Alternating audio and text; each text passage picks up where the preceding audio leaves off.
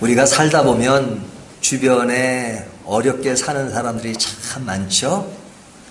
어떤 사람들이 가장 어려워 보이십니까? 여러 종류의 사람들이 어려움을 호소하고 또 어려움 속에서 인생에 이런 거 저런 것 생각하는 사람들이 참 많습니다. 어렵다는 것은 여러 가지로 표현될 수 있지만 가장 어려운 것 중에 하나가 무엇일까 생각을 해보면 의지할 곳이 없는 사람, 이 사람이야말로 참 힘든 삶을 산다라는 생각이 듭니다. 의지할 곳이 없는 것, 어찌 보면 나는 누구를 의지하지 않고 독립적으로 살아, 그런 사람이 아주 당당하고 행복한 사람처럼 보일런지 모르지만 남들과 교류가 없고 또 남의 도움을 받을 줄 모르고 또 남한테 기댈 줄 모르는 삶을 산다면 그것은 정말 불행한 것입니다. 우리가 주변에 그런 사람들을 이야기를 하잖아요. 나는 친구가 없어. 그럼 불행한 겁니다. 친구도 있고 또 부모도 있고 또 선생님도 계시고 등등 이런 주변에 무엇인가를 의지할 수 있는 것은 굉장히 행복한 것입니다. 혼자 사는 것은 진짜 힘들죠.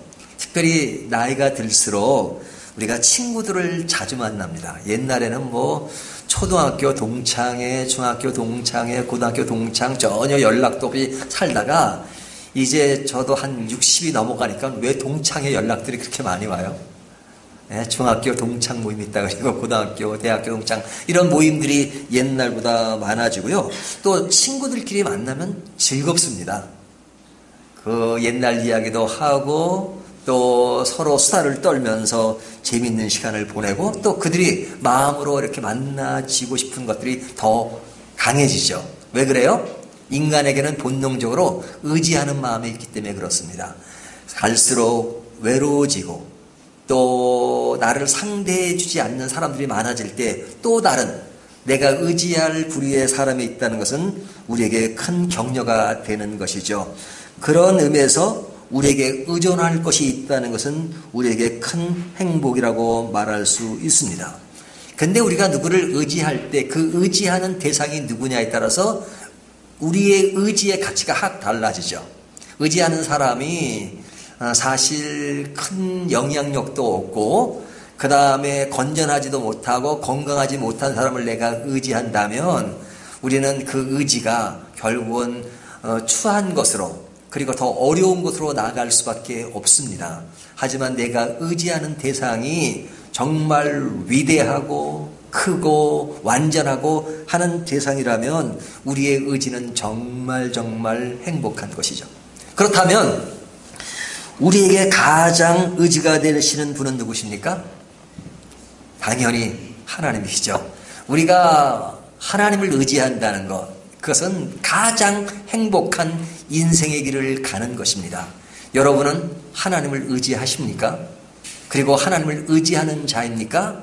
하나님을 의지한다는 것은 세상에 가장 크고 절대자를 의지하는 것입니다. 왜 그러냐면 아시다시피 하나님은 완전하신 분이잖아요. 절대자시잖아요. 누구와 비교할 수 없는 완전하신 분이십니다. 전지전능하신 분이고 인간을 만드시고 키우시고 그리고 하나님이 우리의 모든 것을 아낌없이 부여하시고 모든 것을 완전하게 책임져 줄 수 있는 분이죠. 사람을 의지하면 사람에 대한 애정이 있고 관심이 있다 할지라도 그 사람을 완전하게 도울 수 없잖아요. 하지만 하나님은 우리를 완전하게 도우실 거, 완전하게 이끌어갈 수 있고 완전 그 자체에서 0.00001%도 부족함이 없는 분이십니다. 그분을 우리가 의지한다는 것은 우리 인생의 가장 큰 행복을 우리가 가진 것이죠. 우리가 이런 하나님을 의지한다는 것을 얼마나 깊이 생각하십니까? 얼마나 가치 있게 생각하십니까? 얼마나 소중하게 생각하십니까? 우리가 가장 귀한 분을 의지하고 있으면서도 그 의지하는 것을 모르고 느끼지 못하고 살아간다면 그것처럼 불행한 것은 없는 것이죠. 오늘 본문은 이렇게 말합니다. 하나님을 의지하면 어떤 모습을 드러내는가? 1절을 보면요. 여호와를 의지하는 자는 시온산이 흔들리지 아니하고 영원히 있음 같도다. 와. 자, 여호와를 의지하는 자는 뭐 같다요? 시온산이 흔들리지 아니하고 영원히 있음 같도다. 그것이 계속 이어지기를 2절 산들이 예루살렘을 두른과 같이 여호와께서 그의 백성을 지금부터 영원까지 두르시리로다. 여기 보면 그의 백성을 두르신다. 산들이 예루살렘을 두르고 보호하는 것처럼 하나님이 우리를 영원까지 두르시며 우리를 보호하신다. 이렇게 말씀하고 있잖아요.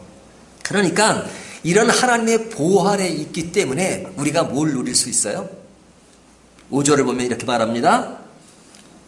이스라엘에게는 평강이 있을지어다. 여기 이스라엘이라는 것은 이 시편 당시에 그 이스라엘 대상을 말하잖아요. 하나님의 백성을 말하잖아요. 오늘날 하나님의 백성인 우리들에게 하나님이 뭐라고 말씀하세요? 너에게 뭐가 있다고 말씀하세요? 평강이 있다. 왜 평강이 있는 거예요? 하나님이 우리를 보호하시니까. 또 우리는 하나님을 의지하고 보호를 받으니까 우리야말로 인생사에 늘 기쁨이 있고 평안이 넘치는 거죠. 하나님을 의지하는 자가 가장 큰 기쁨과 평안을 누린 자입니다. 그런데 이 의지하는 곳에는 뭐가 있느냐? 거품이 있습니다. 거품이 있어요. 의지하는 것 같은데 어떤 부작용이 있다는 겁니다. 그 부작용이 뭐냐면 사람들이 실제로 하나님을 의지하기보다는 의지하는 척하는 경우가 많습니다. 자기는 그렇게 생각하지 않는데 실제로 의지하는 것이 아니라 의지하는 척으로 끝날 때가 많아요. 어떤 모습일 때 그러냐? 하나님을 의지하는 것이 정치적이고 계산적일 때 그렇습니다. 하나님을 계산적으로 의지하고 정치적으로 의지한다. 우리가 이제 가끔 이야기를 하다 보면 어떤 사람이 그냥 좀 이렇게 좋은 칭찬을 하잖아요. 그러면 이런 얘기를 하죠. 정치적인 발언은 아니야. 이러죠. 그러니까 진실이 없는 그냥 어떤 성과를 이루기 위해서 하는 말이 아니야. 뭐 그렇게 말하는 거잖아요. 근데 하나님을 의지하는 그 의미가 정말로 하나님 그분 자신을 의지하는 것이 아니라 정치적이고 계산적으로 의지하는 것이 있단 말이죠. 그게 뭐냐? 하나님 그분 자신을 의지하는 것이 아니라 그분이 가지신 어떤 것에 관심을 가질 때가 많아요. 하나님이 가지신 것이 뭐예요? 하나님의 능력, 하나님의 선물. 하나님을 믿으면 뭐가 좋아지더라. 뭐가 좋아진다더라. 그러니까 하나님을 믿으면 내 삶이 좋아지겠지. 하나님을 믿으면 나에게 어려움이 극복되겠지. 당연히 그렇죠. 하지만 하나님 자신보다도 하나님이 가진 어떤 것을 의지하면서 마치 하나님을 의지하는 것처럼 살아간다면 주객이 전도된 거죠. 그렇죠? 신앙이라고 하는 것은 누굴 믿는 거예요? 하나님을 믿는 것이죠. 예수님을 믿는 거죠. 예수님의 관한 것, 하나님의 관한 것을 아는 것이 아닙니다. 예수님이 가지신 어떤 것을 믿는 것이 아닙니다. 하나님이 가지신 어떤 것을 믿는 것이 아닙니다. 하나님, 그분 자신을 믿는 겁니다.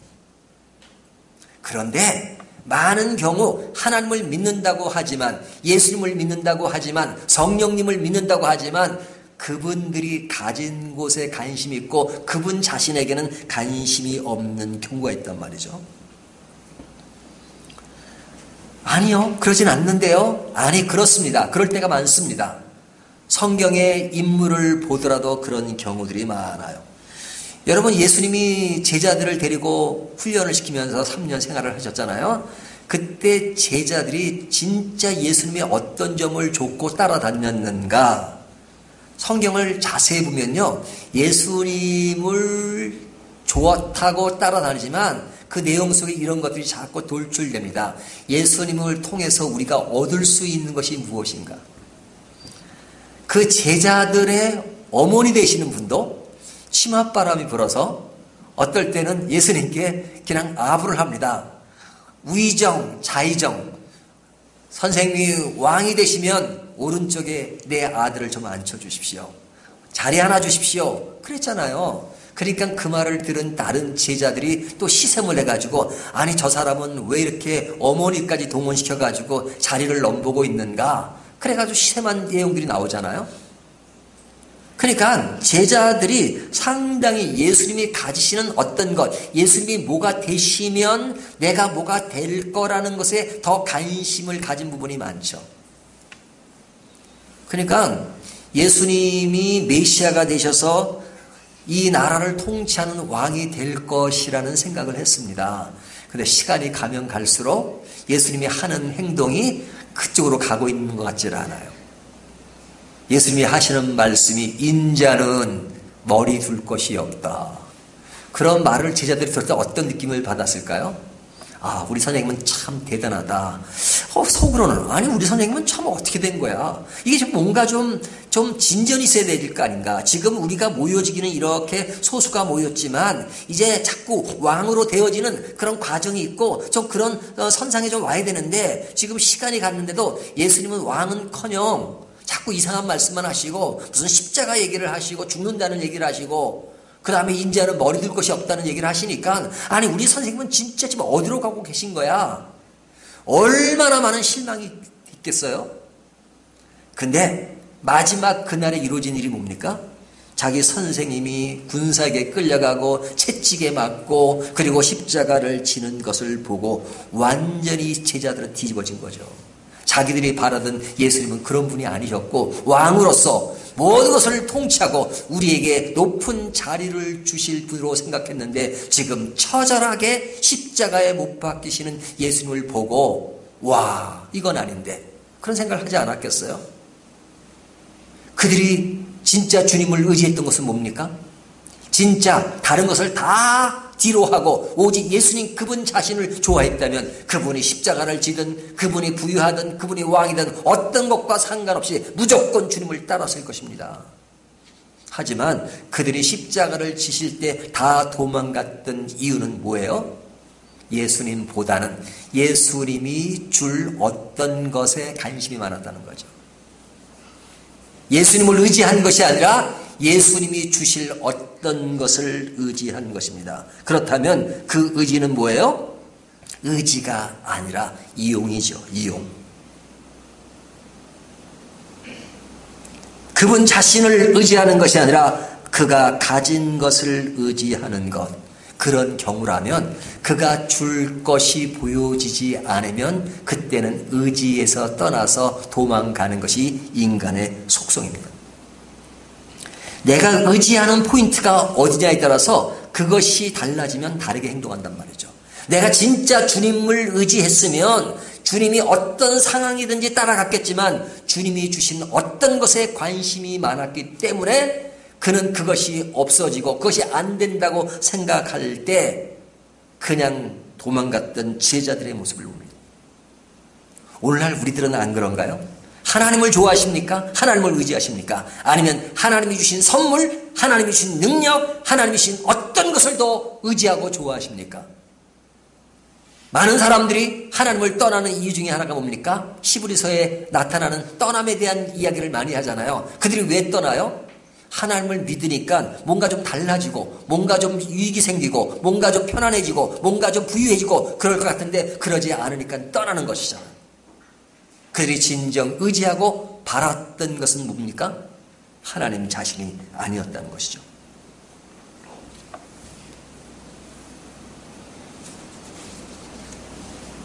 하나님을 의지하면 하나님은 큰 분이니까 모든 것을 다 이끌어 가실 수 있는 분인데도 불구하고 아주 작은 것에 눈을 들이고 있는 겁니다.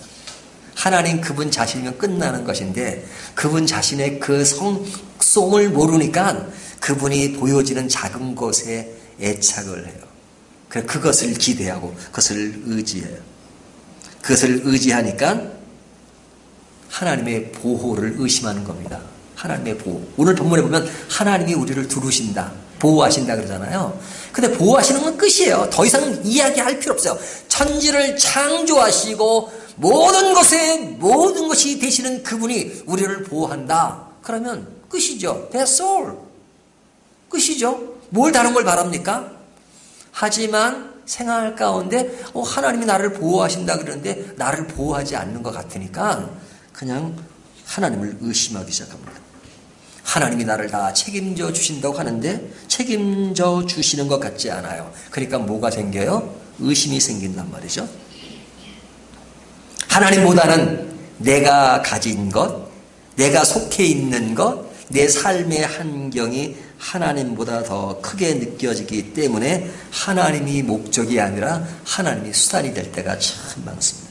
그러니까 하나님을 진짜 의지하는 것이 아니라 그냥 하나님이 나에게 얼마만큼 유익이 있느냐 없느냐를 따져서 그것에 따라서 이익되는 부분을 의지하는 그런 모습이 있단 말이죠. 근데 그런 생각은 옳지 않은 생각이잖아요. 바르지 않은 생각이잖아요. 건강하지 않은 생각이잖아요. 그럼에도 불구하고 왜 많은 사람들이 그것을 모르고 다른 생각을 할까? 그렇게 생각하는 데는 이유가 있습니다. 그 이유가 뭐예요? 3절을 보시면 악인의 규가 의인들의 땅에서는 그 권세를 누리지 못하리니 이는 의인들로 하여금 죄악의 손을 대지 아니하게 함이로다. 그렇죠? 자, 여기 뭐가 나오냐면 악인의 규가 나옵니다. 이 규라는 것은 뭐냐면 이 지봉이에요. 여러분, 규라는 말을 우리가 옛날 에스더 말씀 전할 때 그 에스더에서 규라는 말 기억나십니까? 에스더가 왕궁에 들어갔는데 왕궁에 왕후라고 해도 들어간다고 사는 게 아니에요. 왕후라도 함부로 못 들어가요. 그러니까 반드시 왕이 부를 때만 들어가야 하는 겁니다. 근데 에스더가 어떻게 들어갑니까? 왕의 허락도 받지 않고 들어가죠. 그러면서 뭐라고 말합니까? 죽으면 죽으리다 그러죠. 그러니까 자기 민족을 살려야 되겠는데 왕에게 이야기를 해야 돼요. 하지만 왕이라도 왕에게 들어갈 수가 없어요. 그러니까 왕이 만약에 들어갔는데 들어오란 말을 하는데 들어왔다고 그에게 벌을 내리면 죽을 수밖에 없죠. 근데 사는 길이 뭡니까?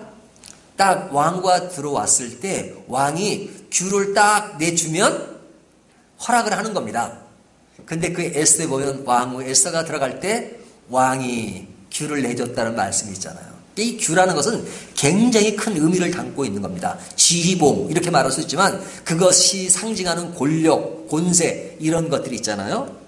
근데 이런 권세와 어소리티가 하나님께만 있는 것이 아니라 누구에게도 있어요? 악인에게도 있단 말이에요. 악인에게도 그런 권세가 있어요. 악인의 규가 있어요. 악인의 지휘봉이 있단 말이죠. 그 지휘봉을 가졌다는 것은 그의 세력이 있고 그의 영향력이 있다는 것이에요. 그러니까 우리의 삶의 현장에는 하나님의 통치 아래서 하나님의 나라의 아름다움과 선한 일만 지배하는 것이 아니라 우리의 사는 삶의 현장에는 늘 뭐가 지배해요? 악이 지배하죠. 죄가 있고 악이 있고 불의한 것이 있고 불평등이 있고 여러 가지 요소가 우리 삶의 현장에 늘 존재하고 있잖아요.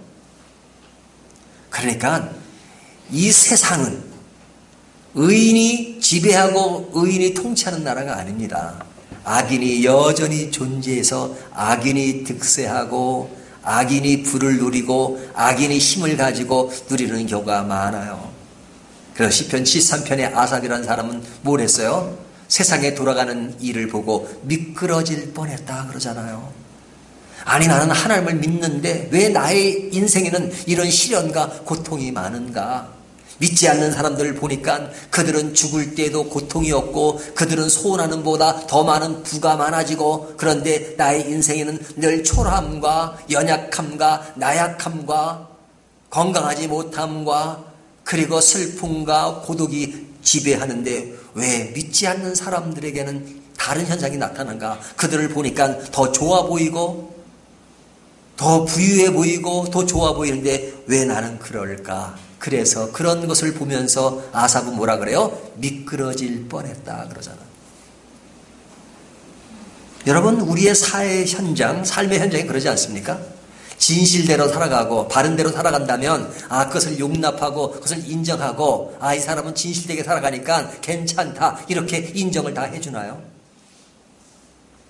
제 주변에 보면 정치하는 사람들이 있어요. 정치하는 사람들이 정치에 입문하기 전에는 정말로 무엇인가를 이야기를 해요. 바른 것을 얘기하고 건강한 것을 얘기합니다. 하지만 막상 들어가면 다르게 변모하는 것이 뭡니까?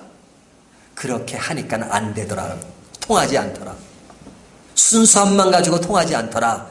그 사람을 누르고 어떤 것을 이끌어 가려면 그들만큼 그들과 똑같이 놀지 않으면 되지 않는다라는 말을 한단 말이죠.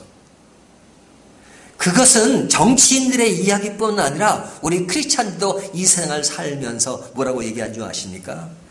우리가 이 세상을 사는 것은 우리가 믿는 건 믿는 거지만 이 세상을 살아면 그들의 그 어떤 크기가 크기 때문에 그들과 어느 정도 보조를 맞추지 않으면 우리가 이 세상을 살 수가 없어요. 사업을 하면 어떻게 탈세를 안 하고 살 수 있습니까? 뭘 지려면 그것이 어떤 그 부조리 또 아주 안 좋은 간행 그런 것을 안 하고 어떻게 짓습니까? 하다못해 교회를 지어도 그런 간행을 따라갈 수밖에 없는 것이 이 세상의 현장이고 이 세상의 분위기입니다. 그러니까 믿는 건 믿는 거지만 그것은 어쩔 수가 없는 것이죠. 나는 그렇게 하지 않습니다. 그러면 그건 바보지. 그렇게 말한단 말이죠.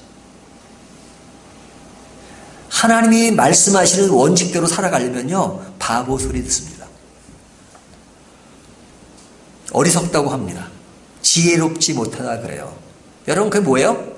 세상이 지배하는 논리가 가득 차 있습니다. 가득 차 있습니다. 그러니까 그 논리를 피해서 살아간다는 것은 정말 힘든 일입니다. 오늘 본문이 이렇게 말해요. 악인의 규가 있다. 근데 그 규라는 것은 그가 통치한다는 거예요. 힘을 발휘한다는 거예요. 근데 그가 의인의 세계 속에서 들어와서는 힘을 발휘할 수가 없다. 의인들이 그런 것을 받아주지 않으면 그것과 다른 세계에 놀면 그 규가 아무런 힘을 발휘할 수 없다. 하지만 그가 의인이라고 하는 사람들 생활 속에서 들어와서 그 힘을 발휘한다는 것은 뭐예요? 의인이 자기들의 목소리를 내지 못하고 자기들이 가지는 그 속성을 제대로 행하지 못하기 때문에 그들이 판칠 수 있다는 거예요. 믿는 사람과 상대를 해봐도 우리와 다를 것이 없네. 그들의 세계는 다른 세계가 있는 줄 알았더니 막상 그들과 생활해 보니까 전혀 다름이 없네. 우리와 똑같은 생각을 하고 똑같은 그런 마인드를 가지고 있고 똑같이 행하고 단지 다른 것이 있다면 그냥 교회 다니고 교회 생활을 한다는 것 뿐이지 우리와 정서가 전혀 다른 것이 없다. 우리의 논리에 따라가고 있다라고 말한다면 너무 슬픈 거 아니에요? 슬픈 거 아니에요? 근데 이 슬픈 거를 참 모르고 살 때가 많습니다. 제가 수요일 날 그런 영화의 이야기를 했는데 여러분, 요즘 유행하고 있는 기생충이라는 영화 있잖아요. 그 기생충 아주 재밌게 봤어요.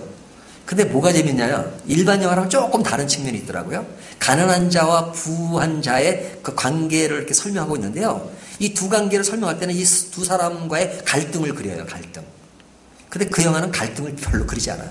그냥 가난한 자는 가난한 대로 사는 거예요. 어려우니까 그냥 살기 위해서 그냥 그것을 극복하고 살아요. 내가 살려면 그냥 어떤 데서 그냥 어떻게든 들어가야 되니까 그렇게 사는 것이 자기 스타일의 방법이에요. 부자도 어떻게 사느냐?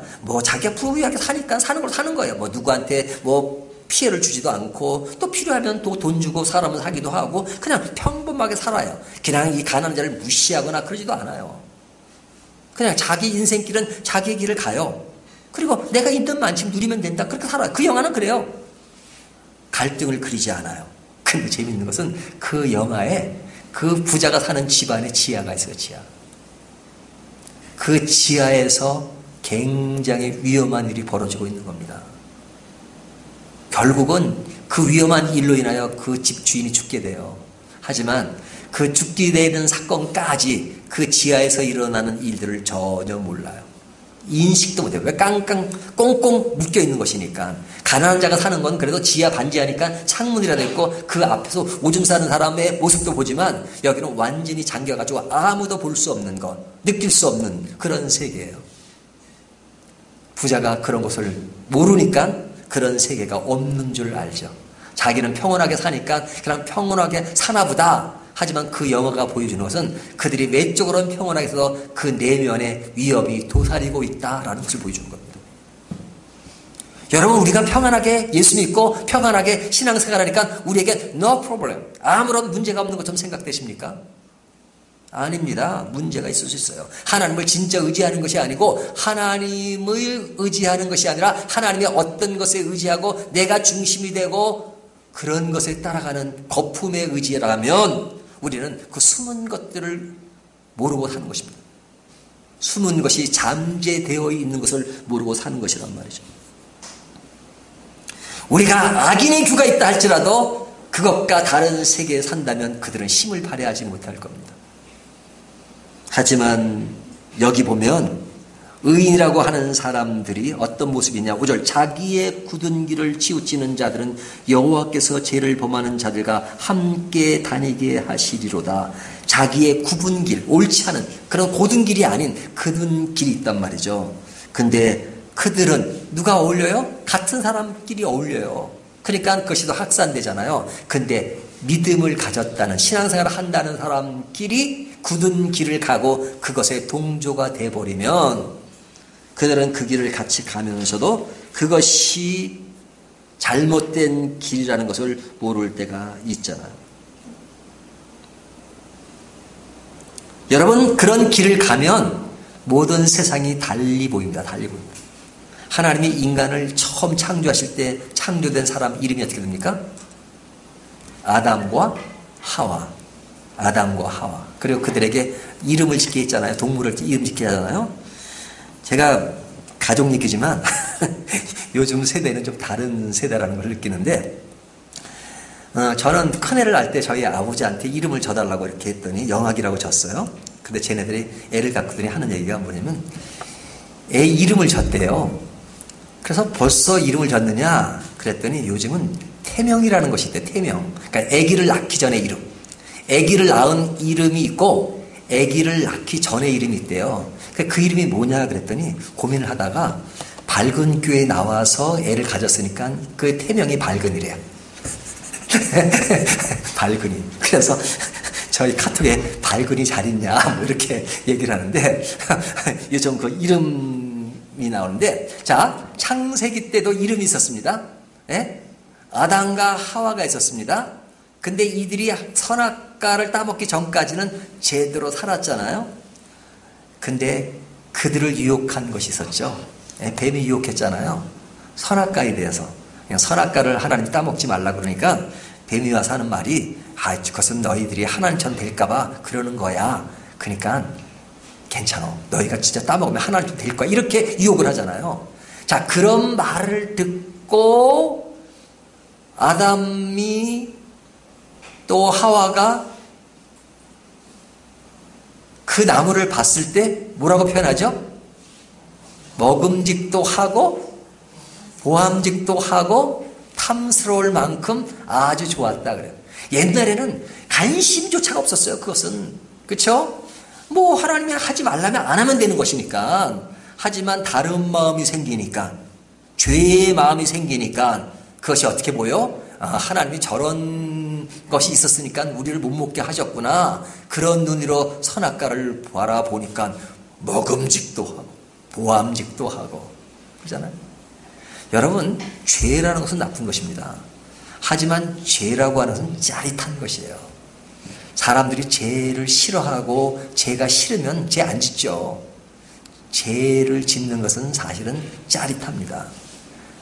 제가 영화 배우들한테 물어봐요. 악역하는 것을 보면 사람들이 보는 사람에서는 악역하는 사람에 대해서 돌을 던지지만 연기하는 사람은 악역할 때가 제일 재밌대요. 악역할 때가.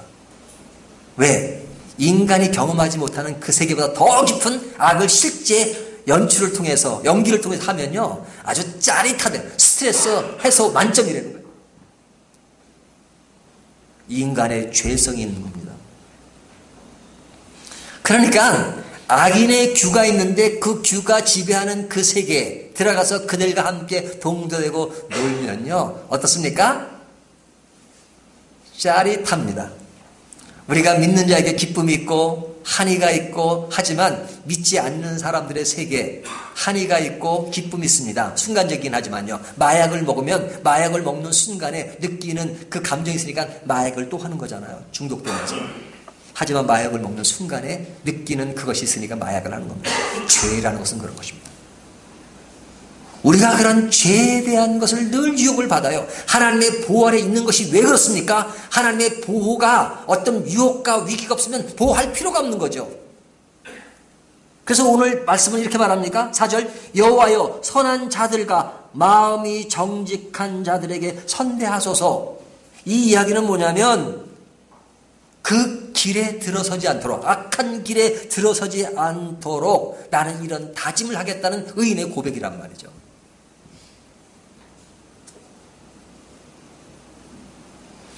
이런 것이 있기 때문에 우리가 하나님을 의지하는 것이 최고의 평강이고 최고의 기쁨이지만 그 평강과 기쁨을 잠깐 외면하고 다르게 하는 것은 우리들을 유혹하는 요소들이 우리 삶 속에 너무너무 많기 때문에 그렇습니다. 근데 그런 것들을 원천적으로 다시 한번 표현하면 왜 그렇게 우리가 하나님의 보호에서 떨어지는 다른 세계로 가게 되는 것일까? 그것은 오늘날식으로 표현하면 믿음이 약해진 것이라고 볼 수 있고, 오늘 본문의 표현대로라면 하나님을 의지하는 것에서 멀어지기 때문에 나타나는 현상입니다. 근본은 거기에 있습니다. 하나님을 의지하고 하나님을 의지하는 것에서 멀리 떨어지면 그때부터 뭐가 없어지는 거예요? 5절에 말씀하는 평강도 없어지고, 그리고 굽은 길을 기웃거리게 되고, 그리고 굳은 길을 기웃거리는 사람들과 만나고, 그러니까 믿음의 동지보다도 제 동지가 더 편해지고 제 동지 안에서 제 길을 한 걸음 한 걸음 가게 되는 것입니다. 왜 그래요? 하나님을 의지하는 것에서 멀어질 때. 그렇다면 이 이야기를 우리들의 이야기로 들어야 되지 않겠습니까? 이런 말씀이 주어질 때마다 우리가 무엇을 점검해야 하나요? 나는 과연 신앙생활을 하면서 오늘도 하나님을 진짜 의지하고 있는가? 아니면 하나님을 의지하고 있는 것이 아니라 거품을 가지고 있으면서 의지하는 것처럼 착각하고 있지는 않은가? 하나님을 의지하는 건 매우 중요합니다. 이것이 우리의 신앙의 최고의 가치입니다. 하나님을 의지하려면 어떻게 해야 돼요? 늘 저희 교회가 강조하지만 말씀과 기도가 우리의 삶을 지배해야 합니다. 여러분, 말씀을 멀리하고 하나님을 의지한다고요? No. 기도하지 않고 하나님을 의지한다고요? No. 하나님을 의지하는 자에게 반드시 나타나는 삶의 모습은 뭡니까? 말씀과 기도와 헌신입니다. 내 삶 속에 말씀과 기도와 헌신이 지배하지 않으면 다시 한번 내 생각을 바꿔야 합니다. 어떻게? 내가 과연 하나님을 의지하고 있는 것인가? 내가 하나님을 의지하지 않기 때문에 말씀에서 사라지고, 말씀에서 멀어지고, 기도에서 멀어지고, 헌신에서 멀어지는 것입니다.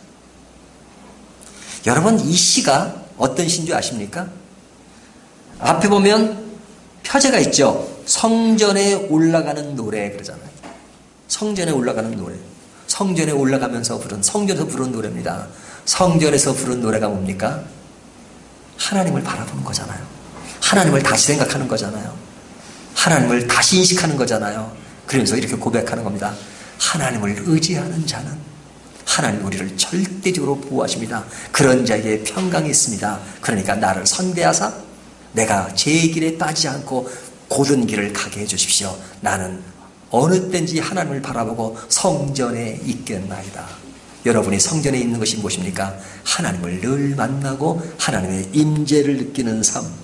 그래서 그 안에 누리는 진정한 평강, 평화, 그것이 하나님을 의지하는 자의 모습입니다. 이런 자는 의지에서 평강으로 늘 발전되는 것입니다. 이것을 누리는 저와 여러분이 되시기를 주님의 이름으로 축원합니다.